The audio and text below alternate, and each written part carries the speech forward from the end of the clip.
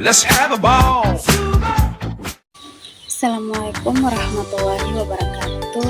Perkenalkan, nama saya Elsya Delia Putri, salah satu mahasiswa dari kampus Ternate.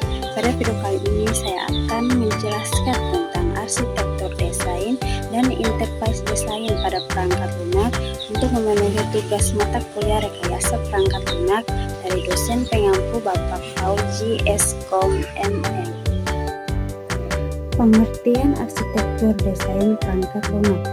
Arsitektur desain perangkat lunak adalah proses dan hasil dari menentukan struktur tingkat tinggi dari sistem perangkat lunak, serta prinsip dan pedoman untuk desain dan pengembangan lebih lanjut.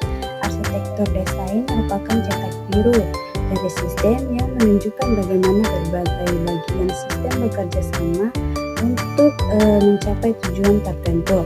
Dalam konteks rekayasa perangkat lunak, arsitektur desain bertujuan untuk mendefinisikan komponen utama perangkat lunak, interaksi antar komponen, pembagian tanggung jawab, serta mekanisme komunikasi dan integrasi antara bagian-bagian sistem tersebut.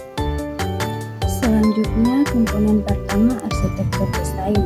Arsitektur perangkat lunak mencakup beberapa komponen penting, yaitu pertama, komponen bagian fungsional utama dari sistem seperti modul login, modul pembayaran, dan sebagainya. Yang kedua, ada koneksi dan antarmuka, menjelaskan bagaimana komponen saling berkomunikasi, misalnya melalui API, Event Service Flows, atau pesan. Yang ketiga, ada struktur layar, biasanya menggunakan pendekatan bertingkat seperti presentation layer, business logic layer, data access layer. Dan keempat, kebijakan dan aturan, yaitu menetapkan standar coding, pengujian, deployment, serta keamanan. Ketiga, memfasilitasi kolaborasi tim. Implementasi arsitektur membantu tim memahami sistem secara keseluruhan dan membantu dalam pembagian kerja yang lebih efisien dan sinkron. Keempat, memudahkan pemeliharaan dan pengembangan lanjutan, yaitu sistem dengan arsitektur yang baik lebih mudah dikembangkan, diuji, dan dimodifikasi di depan. Selanjutnya, karakteristik arsitektur desain. Yang pertama, ada modularitas, yaitu mudah dipisah dan dipahami. Skalabilitas, mudah dikembangkan bila kebutuhan bertambah. Reusabilitas, komponen bisa digunakan ulang. Maintainabilitas, mudah dirawat dan dikembangkan. Kinerja dan efisien, responsif terhadap permintaan pengguna. Dan keamanan, yaitu menghindari celah dan kebocoran data. Selanjutnya, manfaat arsitektur desain. Yang pertama, mengurangi kompleksitas sistem. Yang kedua, meminimalisir risiko kegagalan dalam pengembangan. Yang ketiga, mendukung pengembangan secara bertahap. Yang keempat, menyediakan dokumentasi teknis sistem. Kelima, mempermudah integrasi dengan sistem lain atau pihak ketiga. Selanjutnya, kita pembahasan tentang internet desain dalam perangkat lunak. Internet desain dalam konteks pengembangan perangkat lunak adalah proses perancangan sistem atau aplikasi yang berjalan dan diakses melalui internet. Ini mencakup seluruh aspek desain teknis dan fungsional dari aplikasi berbasis web, mobil, dan cloud yang dirancang untuk bekerja secara efisien, aman, dan andal di lingkungan jaringan global.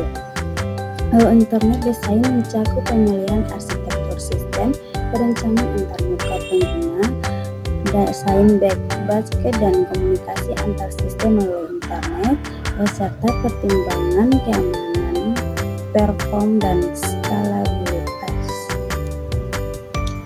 Tujuan internet desain. Yang pertama adalah aksesibilitas global, memastikan sistem dapat diakses oleh pengguna dari berbagai lokasi melalui internet.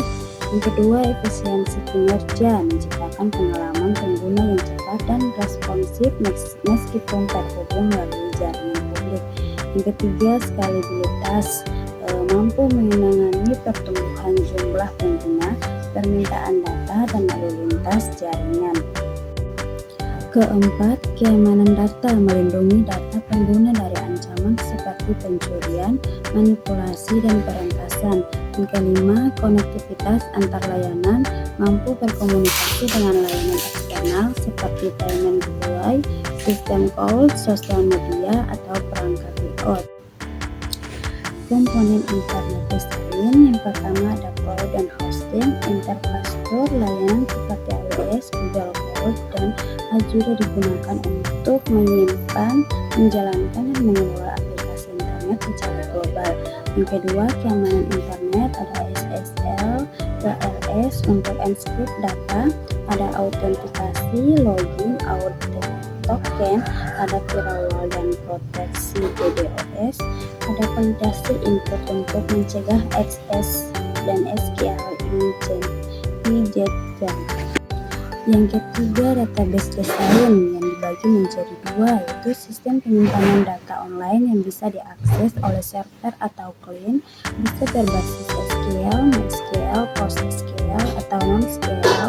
Keempat, ada application programming interface, yaitu menghubungkan frontend dan backend atau dua sistem berbeda, dan umumnya menggunakan RESTful API atau GraphQL, serta protokol HTTP dan HTTPS.